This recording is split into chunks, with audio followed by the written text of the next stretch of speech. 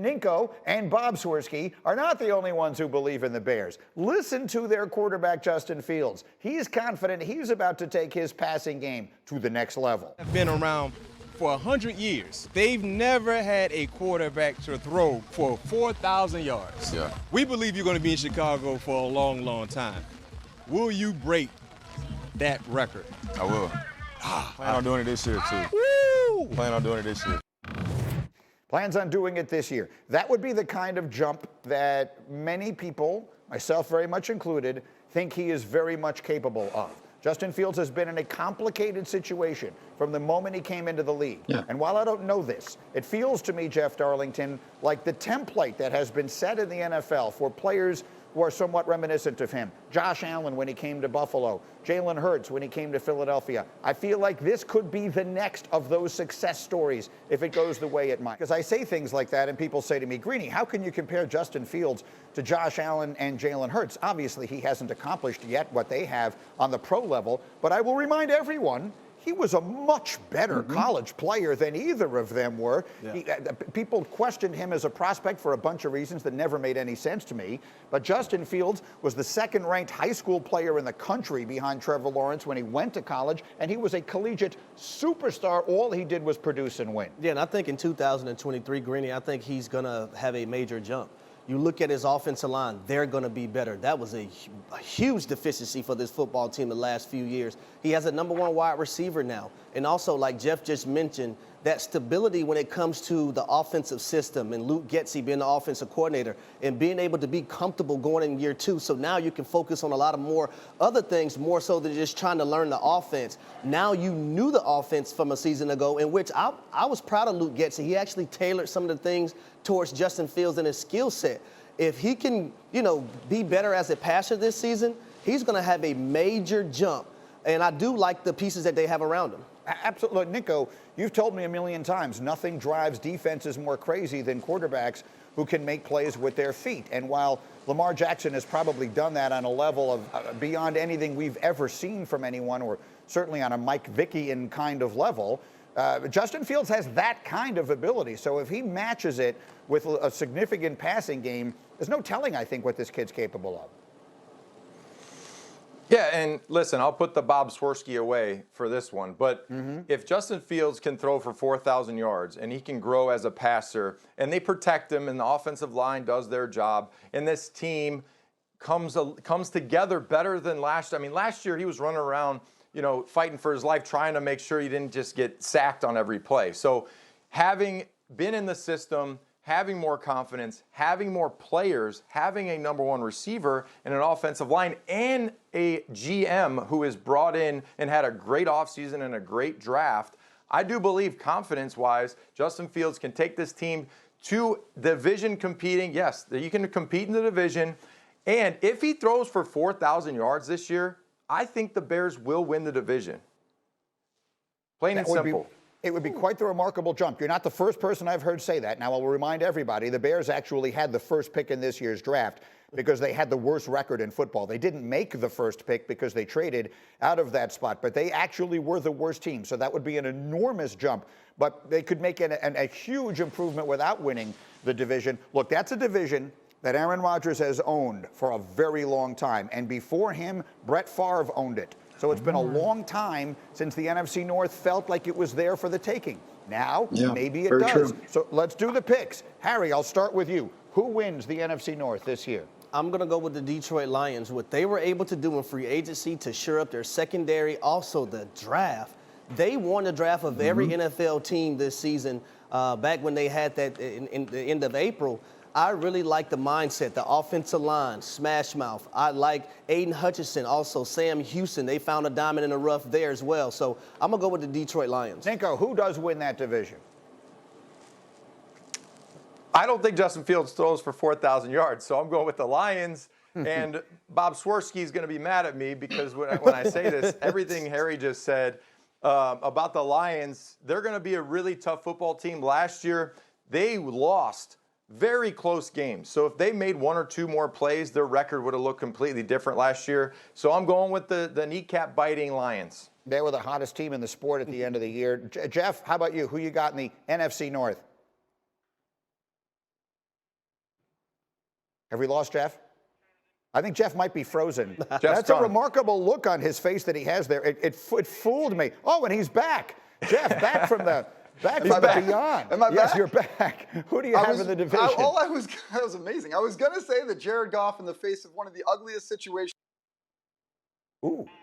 I actually kind of like it. Let's just leave it there. As I tell you that my pick to win, we can put his pick up there, Meg. He picked the Lions also. And I didn't want to pick the Lions like everyone else did. So I picked the Jets. I think the Jets are going to wind up winning the NFC North. There's no division, I don't think, that Aaron Rodgers can't win. Rodgers has won that division time and time and time again. So I'm picking the Jets to win the NFC North. Does that make sense? Can that happen? Not at all. There's no bylaw that I can change in order to make that happen? All right, then I'll take Minnesota. Heck with it. The Vikings are being completely slept on and forgotten about, so I will take Minnesota to win the NFC North. So Harry has been red hot on the trivia, and I'm not going to lie to you, I've run out of moves. And candidly, every time I see the face I make when I dance, I'm embarrassed. So I'm actually kind of rooting against you on this one, but let's see how it goes. We'll dance if you get it right. Saquon Barkley is the top of our news today. He's going to be 26 when the season begins. What player rushed for the most yards after their 26th birthday in NFL history? It's a tough one. Derrick Henry?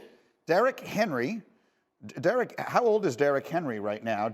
We're not talking about active players. This could be any player at NFL. He's only 28 right now. I'm going to give you another guess. Derrick Henry's we're talking about every everybody. player in the history of the sport, players who are 20 after their 26th birthday. So they can play a long time after they're 26. Derrick Henry is only 28 years old as we speak. Any guess? Adrian Peterson? Adrian Peterson is a better guess, but it's not right. I'm told Ninkovich got it right in my ear. Ninko, who is it? Frank Gore. Frank The Gore dude's is a beast. right. Frank Gore is right. Come on, let's do a little dance. Let's do it. Come on. I know you didn't get it right, but we got to give the people Greeny, what they I'm going to want. do this one. Yeah. And I'm going to pass it to you. No, I'm going to leave that one to you. Okay. I know I sounds can't good. catch that one. I don't have that move, but very well done. All right, that one wasn't so obvious, but Rob Ninkovich got it right. We have Jeff Darlington back from the Beyond. And, you know, it feels interesting to me, Jeff, because here's a guy, Russell Wilson, who gets traded from Seattle. We start talking about whether his new team, he makes them a Super Bowl contender. We talk about him becoming the face of the league. We talk about him being on a Hall of Fame trajectory. A year later, the conversation feels like, is Seattle now a Super Bowl contender in part because they got rid of him? And is Russell Wilson actually playing for his career? If this thing doesn't go right under Sean Payton in year one, Jeff, where does Russell Wilson find himself after the season? I think because last year, I think I think we can make it a wash because of if we're one and done with the head coach and everybody wants to fire Nathaniel Hackett immediately, I think we have to at least look at Russell Wilson's career before that when projecting the future. That being said, there will be 31 teams, but you can take a number of those out who already have franchise quarterbacks. And it's what happened with Tom Brady when he went down to Tampa. You say, well, everybody would want to sign Tom Brady, right? But when you get down to it, when it comes down to we're going to sign this alpha quarterback who is going to expect to start right away, it takes a number of teams out of the field. I am not by any means saying that Russell Wilson will be out of a job if he struggles this year, but it does get more complicated as he moves forward if he does struggle. He'll be a starter in 2024. I do believe that. It's just a matter of where and how easily he'll get that job. Do you expect him to play well there? You touched on this a little bit earlier. You know what Sean Payton, at least historically, has run. Yep. Sean and Drew Brees made each other Hall of Famers with the success they had in New Orleans. And people sometimes compared Russell Wilson to Drew Brees just because, of their height.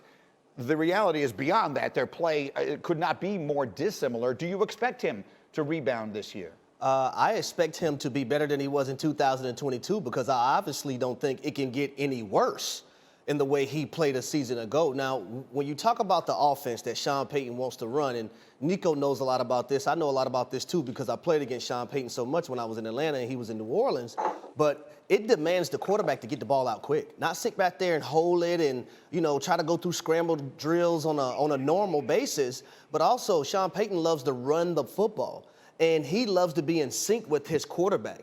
He loves for his quarterback to think the same way that he thinks. So I think those are the challenges when it comes to Russell Wilson, and can he be better in 2023? Can he do those things to please his head coach, who also calls the plays, so the team can be better? Yeah, look, a year ago we would have thought this was Russell Wilson's team going forward. All of a sudden, this is clearly Sean Payton's team going forward. Ninko, you started this conversation. Do you expect it to go well? I expect it to go well because of Sean Payton. And Sean Payton is a very brilliant offensive mind. We know that. Now, the challenge last year, the offensive line struggled, so Russell Wilson was under pressure a lot. You bring in Zach Strief, somebody that was drafted with me in 2006 to the Saints, had a full career, 12-year career with the Saints, understands Sean's system, understands the protection. So you bring him to Denver to be the offensive line coach. You hope that that really can help ensure things up to protect Russell Wilson, because he cannot hold on to the football and he cannot get hit as many times as he did last year. If he holds on to the football and he's not running the offense that Sean wants to run, Sean will move on from Russell Wilson. He'll get somebody else. Feels like Russell Wilson may have as much at stake in this coming season as practically any player. Thank you for watching ESPN on YouTube. For live streaming sports and premium content, subscribe to ESPN+.